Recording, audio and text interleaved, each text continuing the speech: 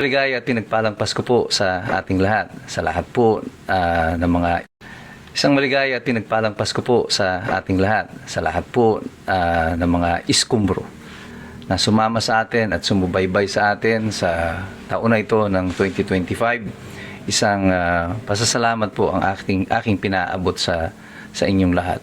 At siyempre meron po tayong isang tao na mamimiss na ngayon ay wala sa Pilipinas dahil sa Pasko na ito, ay dahil po yan doon sa kanyang pagkakakulong doon sa Hague, si President Digong.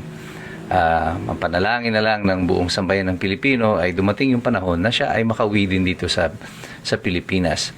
At yung recent development na meron tayo tungkol dito sa ICC ay nagbubukas ng bagong pag-asa sa mga Pilipino na sumusuporta kay President Digong na baka may pagkakataon pa na siya ay makauwi.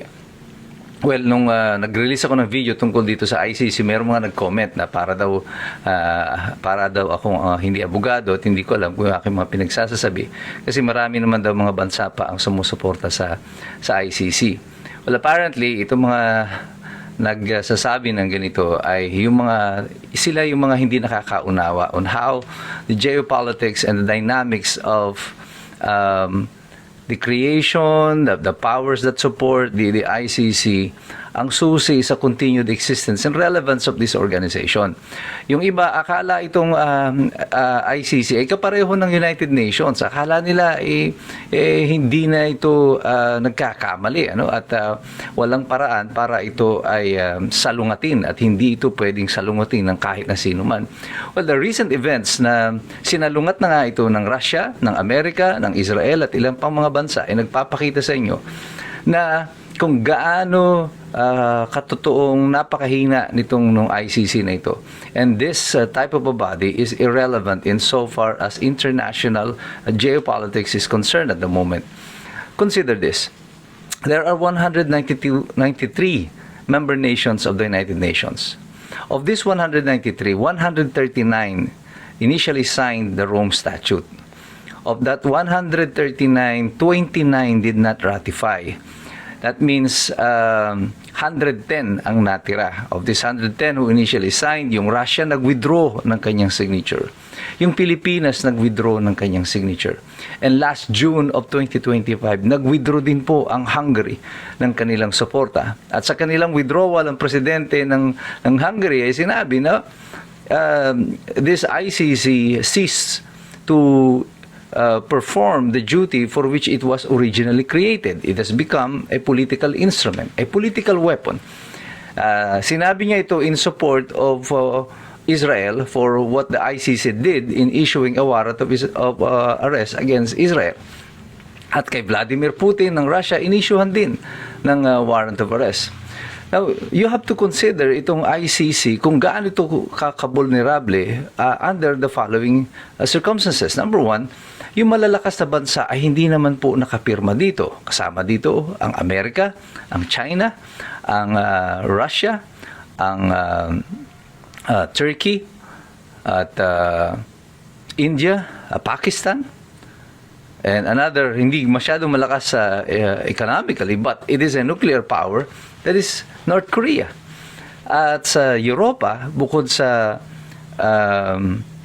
Turkey at saka sa Russia, hindi rin pumirma dito ang Monaco. Kasama po diyan ang Ukraine, Azerbaijan, Armenia. At sa Middle East, halos lahat po ng mga bansa na mayayaman na nasa Middle East ay hindi po nagsipirma dito. And you will see that almost half of the world did not join the ICC. And what's the business of the ICC now issuing a warrant of arrest against Netanyahu, against Vladimir Putin? Mind you, Israel is not a member of the ICC. And so is Hamas. Kasi yung in-issue na warrant of arrest ng ICC dito laban kay Netanyahu is based on the war that is going on in Palestine. At in-issuean din nila ng warrant of arrest yung mga leaders of Hamas at ganoon din sa Israel. But how can they enforce it? At why are they issuing warrants of arrest against non-member states like Israel and Hamas? At ganito rin yung nangyari sa Russia. Yung Russia and Ukraine are not even members of the ICC, and yet itong ICC pumasok, himasok at ini-issuehan ng warrant ang Russia, si Vladimir Putin, pati yung nais nila na arestuhin si Vladimir Putin allegedly for war crimes. But Vladimir Putin and Russia and even Ukraine is not a member of the ICC. So what the hell is the ICC doing investigating Russia and Ukraine? At dahil dito, gumanti na nga yung Russia at inisyuhan nila ng warrant of arrest itong mga judges of the ICC and yung mga prosecutors. Now, if half of the world did not join the ICC, so why is ICC acting as if sila yung implementer of global justice? There is no such thing as global justice. Justice should be reckoned or dapat ito ay iniimplementa ng bawat mga bansa kung saan ginawa ang supposed krimen. Kagaya nga po nitong kay Rodrigo Duterte, pinag-uusapan, pinagdidebatehan noon, tayo ba'y membro ng ICC, tayo ba'y hindi. Apparently sa ICC, walang diferensya kung ikaw ay membro nila o hindi.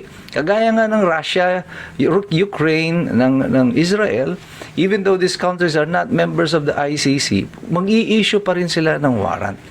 So, they have exceeded the initial intent for the creation of the ICC. Lampas-lampas na po sila sa kanilang original na intensyon para dito sa ICC. At ngayon, ang ginagawa nila ay nanghihimasok na sila sa affairs of independent nations, kagaya nga po ng Israel, ng Russia, at ng Pilipinas. At ang nangyari kay Rodrigo Duterte, ito ay isang paggising sa buong mundo na itong ICC is now a danger, a threat to many of the democracies in the world because gusto ng ICC na ito na palitan ang mga bansa ng sarili nilang intensyon. Whatever they desire, whatever they wish, they feel is the thing that will that the world should follow. Ito dapat ang sundin ng buong mundo. Na hindi naman po mangyayari yan sa kasalukuyan. Kanya po ngayon makikita ninyo na unti-unti ang ICC ay humihina ang impluwensya sa mundo. And there is now pressure. There is a pushback. Tinutulak sila ngayon ng Russia, ng Amerika, ng Israel, at ng iba pang mga independent nations at sinasabi, pinakikita sa buong mundo, hindi relevant ang ICC sa kasalukuyan. At ito lamang ay magiging subject to abuse at aabusuhin ito ng mga tao na mayroong globalist agenda. Hindi po pwedeng ang isang malayang bansa ay dinidiktahan ng mga nasa malayong lugar at sinasabi sa atin kung paano natin patatakbuhin ang ating mga bansa. Kaya dito, magkakaroon ng konting pag-asa, magkakaroon ng linaw na posible na there is enough international pressure for the ICC to eventually release Rodrigo Duterte. Ang dalangin lang natin, I just wish that we have enough time that we can bring President Digong alive and well. Manalangin na lang po tayong lahat. At dito sa Kapaskuhan, isama niyo po ang ating dating Pangulo sa inyong mga panalangin. Pero sa ating pong pagdarasal, samahan lagi natin ito ng ating pag-aaral. Sapagkat mahirap makialam ang taong walang alam. God bless you. God bless us all. Mabuhay ang Republika ng Pilipinas. Ito ay isang paggising sa buong mundo na itong ICC is now a danger, a threat to many of the democracies in the world because gusto ng ICC na ito na palitan ang mga bansa ng sarili nilang intensyon. Whatever they desire, whatever they wish, they feel is the thing that will that the world should follow. Ito dapat ang sundin ng buong mundo. Na hindi naman po mangyayari yan sa kasalukuyan. Kanya po ngayon makikita ninyo na unti-unti ang ICC ay humihina ang impluwensya sa mundo. And there is now pressure. There is a pushback.